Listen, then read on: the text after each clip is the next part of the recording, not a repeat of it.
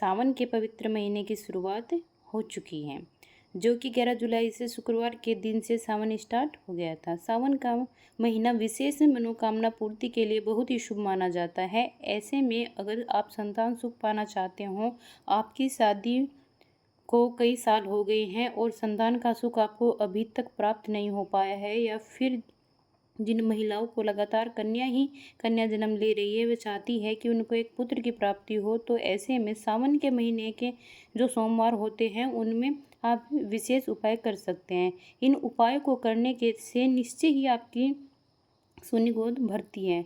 भोलेनाथ की कृपा आप पर और आपके परिवार पर हमेशा के लिए बनी रहती है, क्योंकि जो सावन का महीना होता है वह भोलेनाथ को समर्पित है।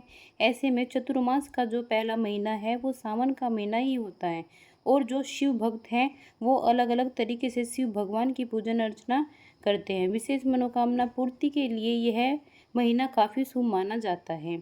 आपको बता दें कि 11 जुलाई से सावन का महीना शुरू हुआ है और 9 अगस्त को महीना जो है वह समाप्त होगा।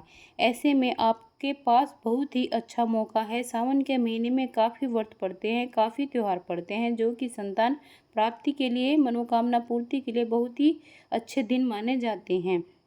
इन दिनों में अगर आप उपाय करेंगे तो आपको संतान का सुख निश्चित रूप से प्राप्त होगा।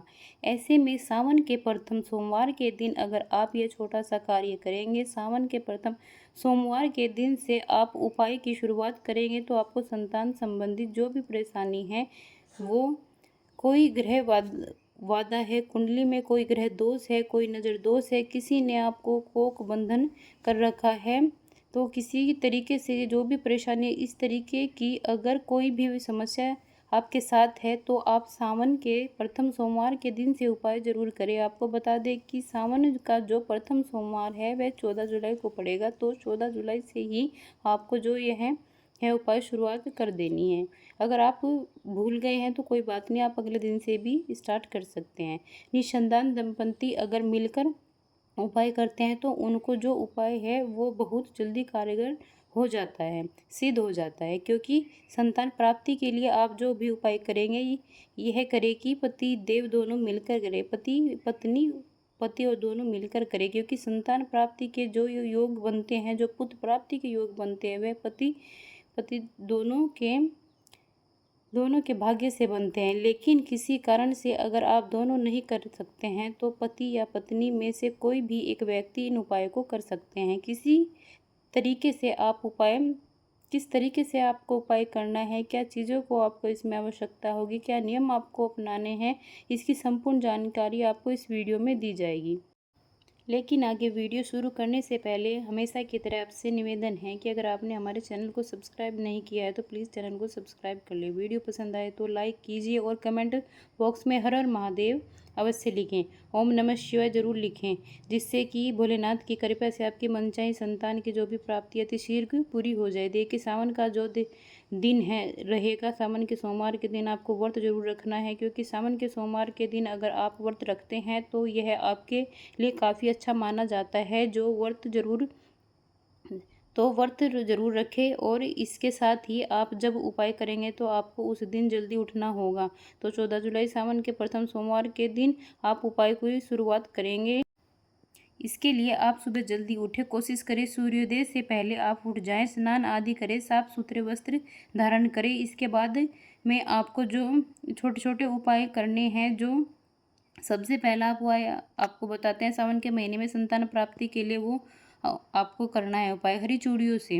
देखिए, सावन के महीने में हरे रंग का विशेष महत्व होता है, तो चारों तरफ से हरियाली होती है। हरा कलर शिव भगवान को अति प्रिय है, तो आपको जो उपाय करना है सबसे पहले वो हरी चूड़ियों से आपको करना है। 16 श्रृंगार से करेंगे, तो 16 श्रृंगार में आप छोटी छोटी कोई भी चीज़ लेकर आ सकते हैं, जैसे कि कुमकुम, बिंदी, मावर, मेहंदी, इस तरीके का आप 16 श्रृंगार का सामान ले सकते हैं। और इसमें आपको हरी चूड़ियाँ विशेष रूप से रखनी है, कांच की चूड़ियाँ आपको रखनी है, जितनी आप 12 रख सकते हैं, और 24 भी रख सकते हैं, 24 भी रख सकते हैं, इतनी आप हरी चूड़ियाँ ले लें। और इसके बाद में आपको जो उपाय करने हैं वह शिव मंदिर में जाकर करना है। अगर आपके घर के आसपास बेलपत्र का वृक्ष है तो और भी अच्छा है। आप बेलपत्र के वृक्ष के नीचे इस उपाय को कर सकते हैं, तो संतान संबंधी सुख निश्चित रूप से आपको प्राप्त होगा। इसलिए आप जब भी शिव मंदिर में जाएंगे तो पूजन की जो भी सामग्री आपके पास है, भांग है, धतूरा है, चंदन है, दूध है,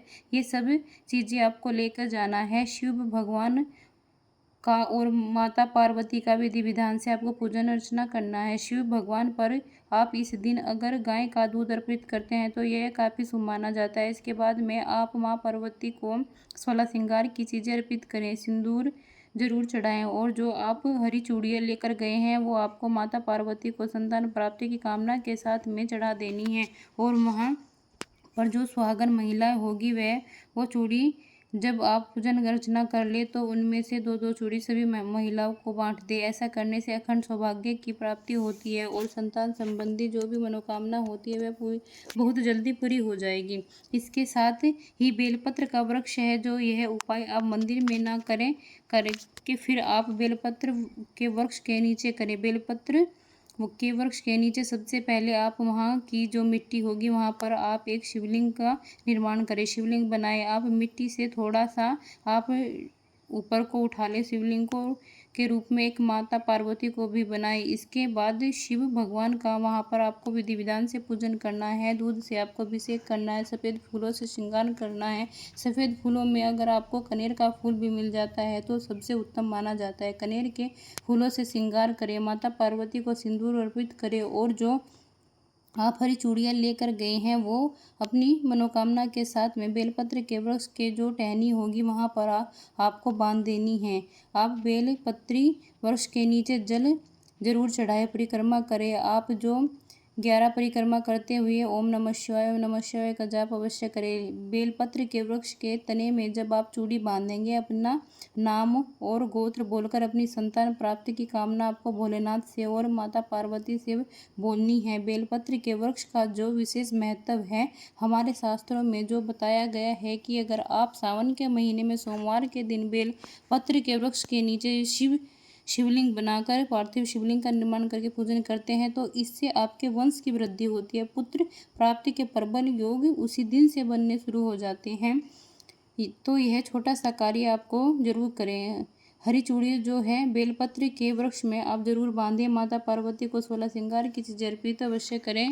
तो पहला उपाय ये हो गया। इसके साथ ही जो आप दूसरा उपाय करेंगे वह आपको ये करना है कि सावन के आगे और अगर आप सावन के महीने में जो 16 सोमवार का व्रत है जो कि संतान प्राप्ति के लिए रखा जाता है, तो संतान प्राप्ति के लिए 16 सोमवार का व्रत सावन के प्रथम सोमवार के दिन से ही आप शुरू कर सकते हैं। 14 जुलाई से आप जो है सोमवार के दिन से सावन के महीने का 16 सोमवार का व्रत मतलब उस दिन से आप शुरू कर दीजिए। जो 16 सोमवार होंगे वो आपको व्रत रखने हैं। संतान प्राप्ति की कामना के साथ में संकल्प के साथ में अगर 16 सोमवार का व्रत रखते हैं तो आपको निश्चय ही संतान का सुख प्राप्त होगा। इसकी शुरुआत सावन के प्रथम सोमवार से आपको करनी है। अगर आपका पहला प्रथम सोमवार छूट जाता है तो कोई बात नहीं, आप दूसरे सोमवार से भी स्टार्ट कर सकते हैं। इसके बाद आप संतान प्राप्ति के लिए एक कटोरी में गाय का दूध लें। दूध गाय का ही होना चाहिए, इस बात का आपको विशेष ध्यान रखना है। गाय का दूध लें और आपको जो भी अपनी उम्र के बराबर ही बेलपत्र ले लेने हैं और इसके बाद में शिव मंदिर में जाइए। कोशिश करें कि शिव मंदिर में जो है वह काफ़ी प्राचीन, अगर आपके घर के आसपास मंदिर है तो वहाँ पर आप जाएं और वहाँ पर आप बैठ जाएं तो भगवान से संतान प्राप्ति और पुत्र प्राप्ति की कामना करें और एक एक बेलपत्र आपको दूध में भिगोकर शिवलिंग के ऊपर चढ़ाते जाना है। श्री शिवाय नमस्तुभ्यम का जाप कीजिए। फिर दूसरी बेलपत्री आप दूध में भिगोइए और शिवलिंग पर चढ़ा दीजिए। इस तरीके से अगर आप अपनी उम्र के बराबर बेलपत्र लेकर दूध में भिगोकर शिवलिंग पर चढ़ाते हैं सावन के प्रथम सोमवार के दिन से, तो निश्चय ही संतान प्राप्ति के योग बनते हैं। और इसके साथ ही सावन के वैसे तो आपको यह उपाय आप रोज़ाना भी कर सकते हैं। जैसे अगर आप रोज़ाना नहीं कर पा रहे हैं तो सावन में जो 4 सोमवार पड़ेंगे वह सोमवार के दिन यह छोटा सा उपाय आप जरूर करें। बेलपत्र का यह उपाय वंश की वृद्धि करने के लिए बहुत ही ज़्यादा सहायक होता है। भोलेनाथ बहुत ज़्यादा प्रसन्न होते हैं, तो इस उपाय को भी आप कर लें। इसके साथ ही जो तीसरा उपाय आपको करना है संतान प्राप्ति के लिए, पुत्र प्राप्ति के लिए, उसको आप अपने घर पर ही रहकर कर सकते हैं। इसके लिए अगर पति पत्नी दोनों करते हैं तो बहुत अच्छा है, नहीं तो फिर आप पत्नी भी अकेले कर सकती है।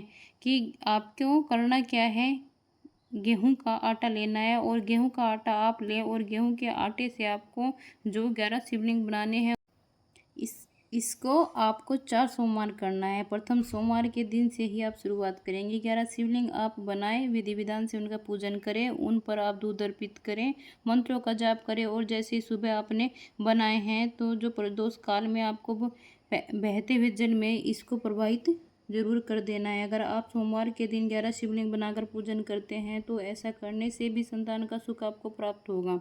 सोमवार के दिन आटे के शिवलिंग बनाकर पूजन करने से वंश की वृद्धि होती है, तो इसको भी आप जरूर कर लें। इसके साथ ही जो सावन के सोमवार के दिन आप शिव भगवान को खीर का भोग जरूर लगाएं। चावल की खीर बना सकते हैं, मखाने की खीर बना सकते हैं, मेवे की खीर बना सकते हैं। अगर आप सावन के सोमवार के दिन शिव भगवान को खीर का भोग लगाते हैं तो संतान प्राप्ति की कामना के साथ में ही, तो इससे भी आपकी मनोकामना पूरी बहुत जल्दी हो जाती है। इसके साथ ही जब आप शिव भगवान की और माता पार्वती का मंदिर में पूजन अर्चना करेंगे तो उस समय आपको एक लाल मौली का धागा ले लेना है और शिव पार्वती को का आपको गठबंधन करना है। 11 बार या 21 बार आपको जो है वह मौली का धागा लेकर माता पार्वती से शुरू कर शिव भगवान की ओर जाकर यह धागा आपको बांध देना है और अपनी मनोकामना बोलते जाना है। सावन के महीने में पार्वती माता और शिव भगवान का गठबंधन करने से भी आपकी मनोकामना बहुत जल्दी पूरी हो जाती है। आपके अखंड सौभाग्य की आपको प्राप्ति होगी, आपके घर में खुशियों का आगमन निश्चित रूप से होगा। तो आप यह छोटा सा कार्य भी कर सकते हैं। इसके साथ ही सावन के पूरे महीने के दौरान किसी भी एक दिन अगर आपको बेल का फल मिल जाए, बेल पत्र जो आपको चढ़ाने ही है, लेकिन अगर आपको बेल का फल मिल जाता है तो बेल का फल आप भोलेनाथ पर जरूर अर्पित करें। बेल का फल चढ़ाने से वंश वृद्धि होगी, तो बेल का फल आपको जरूर चढ़ाना है। बेल का जो जूस होता है, रस होता है, आप उससे भी आप शिव भगवान का अभिषेक कर सकते हैं। जो मौसमी फल हैं उनका रस निकाल कर अगर आप शिव भगवान को अभिषेक करें तो ऐसा करने से भी आपकी भाग्य की रेखाएं प्रबल होती है और जो भी आपकी मनोकामना होती है वो जल्दी पूरी हो जाती है। तो ये छोटा सा उपाय आपको कर लेना है, लेकिन इनको अगर आप करते हैं तो निश्चय ही आपको संतान का सुख प्राप्त होगा, आपकी मनोकामना जल्दी ही पूरी हो जाएगी। सावन के महीने में भोलेनाथ को बहुत जल्दी से प्रसन्न किया जा सकता है। तो छोटे छोटे ये उपाय हैं जो आपको करने हैं। अगर आपका ये पहला सोमवार छूट गया है तो आप दूसरे सोमवार से स्टार्ट कर सकते हैं। सावन का महीना पूरा बहुत ही अच्छा शुभ माना जाता है और इसमें जल्दी मनोकामना पूर्ण होती है। तो मैं मिलती हूँ आपको एक नई वीडियो के साथ, तब तक के लिए हरि ओम, ओम नमः शिवाय।